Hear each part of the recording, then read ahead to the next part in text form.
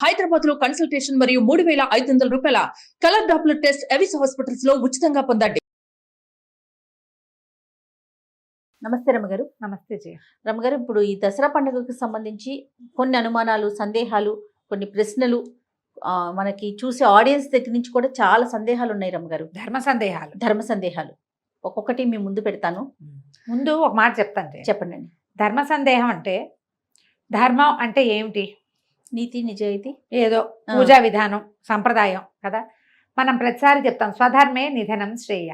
ఈ ధర్మము అంటే ఏమిటంటే ప్రధానమైంది మన తాలూకు మతం, మనం ఎలాంటి విధానాన్ని అవలంబిస్తున్నామో దాన్ని బట్టి. దానికి మన ఊర్లో ఉన్న విధానం, మన సమీప దేవాలయంలో ఉన్న విధానం, మన ఇంట్లో ఉన్న విధానం, పూజలకి ప్రధానమైనది ఇది. లేదా ఒక గురువు గారిని అనుసరించడం, ఒక పురోహితుడు, ఒక్క గురువు, పురోహితుడిని అనుసరించడం. ఆయన చెప్తాడు పాపం పుణ్యం తప్పు ఒప్పు అన్నీ వారివే, ఆయన చెప్పినట్టు చేసేసుకుంటే మీకు ఏ భయము ఉండదమ్మా. కొన్ని వందల సార్లు ఈ మాట చెప్పాం. మనం సోషల్ మీడియా ఫాలో అయితే ఒక్కొక్కరు ఒక్కొక్కటి చెప్తారు. మీకు ఎవరైతే వీడియోలో చెప్తారో, వీటిలలో చెప్తారో వాళ్ళు మీకు అందుబాటులో ఉండరు. అవును, నా పాయింట్ అర్థమవుతుంది. నేను మిమ్మల్ని మిస్లీడ్ చేయటం కానీ, విమర్శించటం కానీ, పెద్దవారిని తప్పు పట్టడం కానీ కాదు. ఇది క్లియర్గా చెప్తున్నా. వారు మీకు అందుబాటులో ఉండరు. మీకు ఈ విధానంలో వందల అనుమానాలు వస్తాయి. అవును, ఎందుకంటే అది మీది కాదు, ఆయన ఎవరో చెప్పింది చేస్తున్నారు మీరు. అప్పుడు మీరుకి ఎంత భయంగా ఉంటుందమ్మా కదా. అవును రాము గారు. అందుకని వాటికి వెళ్ళకండి. మీకు అందుబాటులో ఉండే వాళ్ళ చెప్పింది చేసుకోండి. తప్పకుండా. పూజల్లో. ఎందుకంటే మీరు భయపడి జీవితాన్ని దుర్భరంగా చేసేసుకుంటున్నారు చాలా మంది. ఆ కాంప్లికేషన్ జోలికి వెళ్ళద్దు. ఇప్పుడు మన డౌట్లలోకి వద్దాం.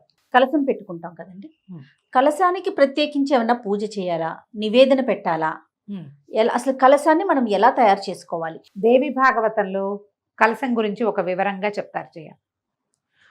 ఒక చెంబు, పాత్ర కాదు, చెంబు. కలశము అంటేనే చెంబు. పైకి మెడ దగ్గర సన్నగా ఉండి ముఖం దగ్గర ఇట్లా వెడల్పుగా ఉండేది కావాలి కలశం. అది రాగి, వెండి, ఇత్తడి. ఇవి కుదరకపోతే మట్టి బహుశ్రేష్టం, అది కూడా పెట్టుకోవచ్చు.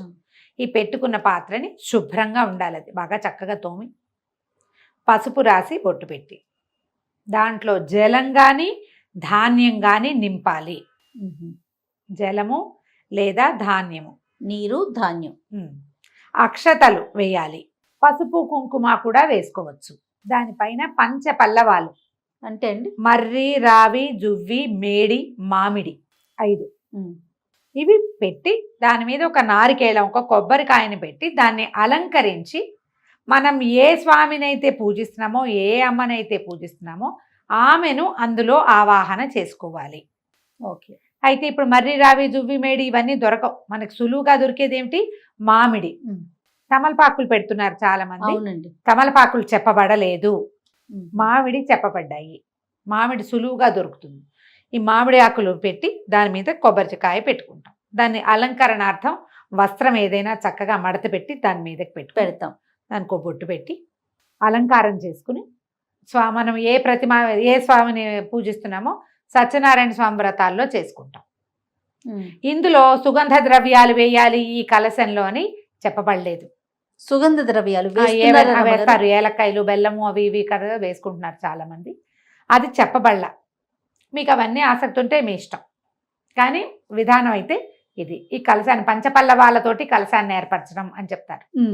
ఈ కలశంలో ఉన్న జలం మన పూజ అయిపోయాక, ఒకవేళ నీరుంటే కలశంలో ఆ నీరు మన పూజలు అయిపోయి 9 రోజులు పెట్టుకున్నాం అనుకో, 9 రోజులు పెడితే ఇప్పుడు నేను పైదాకా నీరు పోసి దాని మీద కొబ్బరికాయ పెట్టామనుకో, ఆలోచించండి, ఈ తడి తగిలి కొబ్బరికాయ పాడవచ్చు కదా. అవును.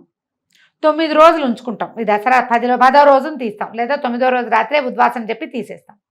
నాని కొబ్బరికాయ ఏదైనా ఇబ్బంది అవుతుందేమో చూసుకోండి. బియ్యమో ధాన్యమో అయితే ఏమో ఇబ్బంది ఉండదు. ఒక రోజు అయితే మనం 3 రోజులైనా కొబ్బరికాయ నీరు పోసి పెట్టుకోవచ్చు. గంగాజలం పోయటం చాలా శ్రేష్టం. అంత గంగాజలం ఉండాలిగా మన దగ్గర. అదే కదా. అక్కడి నుంచి అయిపోయిన తర్వాత జలాన్ని ఇంట్లో మనం పవిత్రం చేసుకుని మన ఇంట్లో చల్లుకోవటం, మొక్కల్లో పోసుకోవచ్చు. బియ్యం గనక పోస్తే చక్కగా వండేసుకోవచ్చు. ఏమీ భయం లేదు. అది ప్రసాదంగా భావించద్దు. వండుకొని మనం తినచ్చు. అక్కడి నుంచి ఈ కొబ్బరికాయ ఏం చెయ్యాలి, మనం మండపారాధన చేసి ఎవరైనా పురోహితుడికో బ్రాహ్మణ దానానికో వాయన దానం లాగా ఇస్తే గనక కలశం మీద కొబ్బరికాయ కూడా వారికి ఇచ్చేయచ్చు. ఒకవేళ అలా ఇవ్వలేదు, మనమే ఉంచుకున్నాం, కొబ్బరికాయను కొట్టి ప్రసాదంగా స్వీకరించవచ్చు.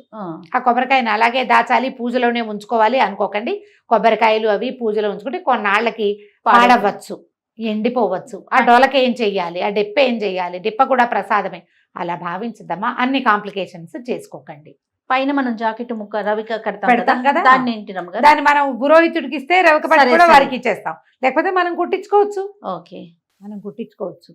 కలశం పెట్టుకునేందుకు సింపుల్ విధానం ఇది. అక్కడి నుంచి కలశం పెట్టుకుంటామా, పెట్టుకున్నప్పుడు ఏం చేయాలి, మనకి మన సత్యనారాయణ వ్రతంలో చెప్పినట్టుగానే ఒక చిన్న ప్రతిమా విశేషం ఏదైనా ఒక చిన్న ప్రతిమ కానీ అమ్మవారిదో దుర్గదో లక్ష్మిదో ఎవరుంటే మన దగ్గర చిన్న ప్రతిమ పెట్టుకుని ఆ ప్రతిమా స్వరూపానికి చేసుకోవాలి.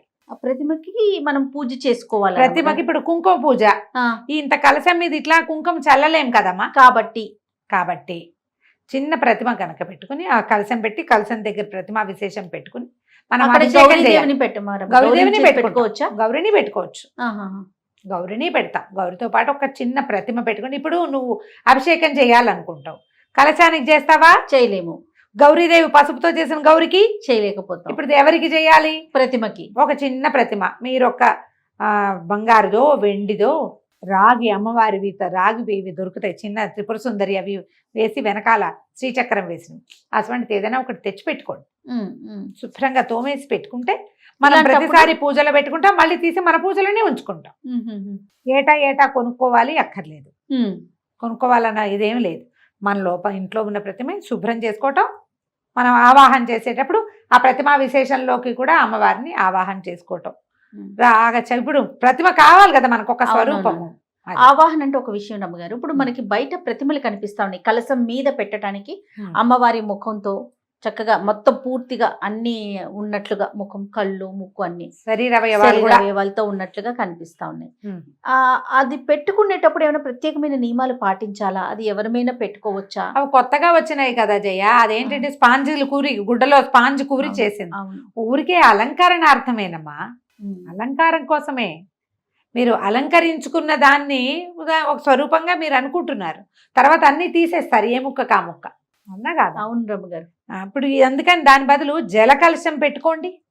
మీకు కావాలంటే, మీకు ప్రతిమ మీద ఆసక్తి ఉంది, ఇట్లా చక్కగా అలంకారం చేసుకో, పెట్టుకో. అక్కడ నువ్వు పసుపులు కుంకాలు విసరవు, వేయలేకపోతాం. పువ్వులు వేసుకో, పువ్వులు పెట్టి చక్కగా అలంకారం చేసుకుంటాం. మీరు అలంకారణార్థం చేసుకునే ప్రతిమ వెనకాల ఇక్కడ కలశం, కింద చిట్టి ప్రతిమ ఏదైనా, కాసు రూపు, చిన్న అన్నపూర్ణాదేవి విగ్రహాలు ఉంటాయి అది పెట్టుకోవచ్చు, లలితాదేవి విగ్రహాలు ఉంటాయి కొంచెం ఇంతవి, లేదా ఇంత కాసు బంగారు కాసు 1 గ్రాము ఒట్టి కాసు కొనుక్కోండి, రింగ్ ఉన్నది కాకుండా 1 గ్రామ్తో అన్ని పూజలు ఆవిడకే చేసుకోండి. నైవేద్యాలు ఏమైనా ప్రత్యేకించి పెట్టారా రమ్మగారు కలశం పెట్టినప్పుడు? దసరా నైవేదనలో అన్న నివేదన ఎలాగూ చేస్తాం కదా జయ. ఇప్పుడు చెప్తా దీని మీద ఏంటంటే, మీరే కలశం పెట్టుకుని అది కలశం కలశం కలశం అని 100 సార్లు అనుకుంటే అక్కడేదో పవర్ వచ్చేదమ్మా, మంత్రంతో పవర్ వస్తుంది దానికి. నాకు ఇలా చెప్పడం అయ్యో పాపం అనిపిస్తోంది, కానీ మీరు ఆలోచించండి, తెలియాలి కదా రమ్మగారు. ఇప్పుడు ఒక చెంబులో నీళ్లు పోసి 4 మామిడి ఆకులు పెట్టి దాని మీద కొబ్బరికాయ పెట్టి నువ్వు చేసి అది పెడితే పవర్ రాదు. ఆ పవర్ రావడానికి కావలసిన సాధనం ఇది. ఆ శక్తి ఎలా వస్తుంది? మంత్రంతో.